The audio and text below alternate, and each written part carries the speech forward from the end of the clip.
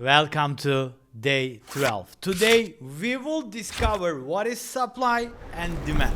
So let's not lose any more time, and I'm inviting you to my whiteboard. And what we're looking at here, supply and demand is quite similar to support and resistance, but there is one difference that changes everything. And let me explain you what I'm talking about here. So we covered this as a supply zone and demand zone, right? But in the support and resistance, it is line more than a zone. So support and resistance is a one price level, but supply and demand is a zone. Price trades into it and sees buying or the selling pressure. So as you see on my screen that this is a supply zone. It is very easy to understand. Supply zone is quite similar to resistance and demand zone is very similar to, yes, you guessed it, support zone. When the price trades into demand zone, we see a massive buying pressure, and when we see price trades into supply zone,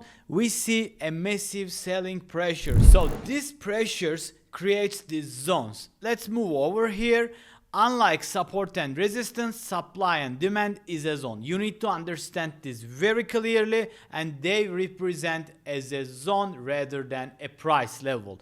Zones indicates areas of strong buying or selling, not just one reaction point.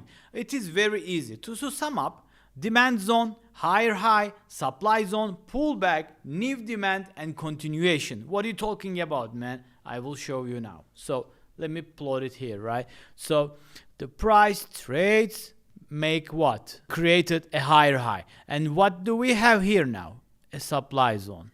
So in this supply zone, price pulls back, right?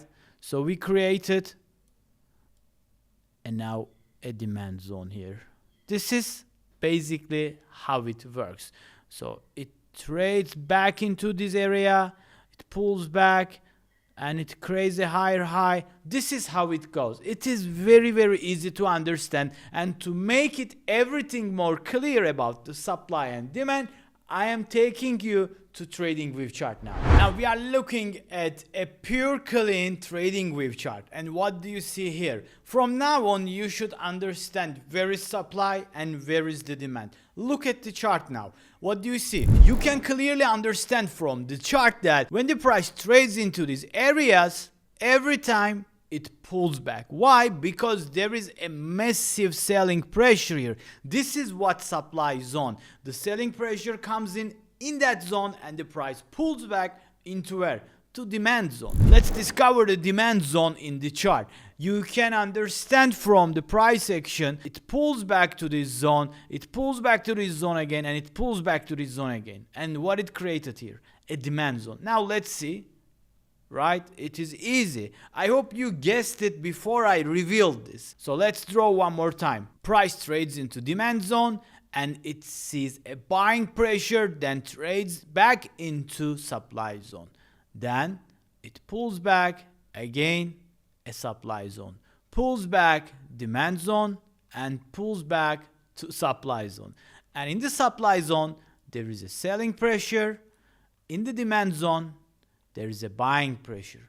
You can understand from the name, right? It's the demanding zone. The people wants to buy from here, and the supply, people wants to give it to you. So it means a selling pressure. Very easy. It is easy like 3, 2, 1. This was the whole lecture for today. We have finished the day 12. Now I'm looking forward to see you at day 13.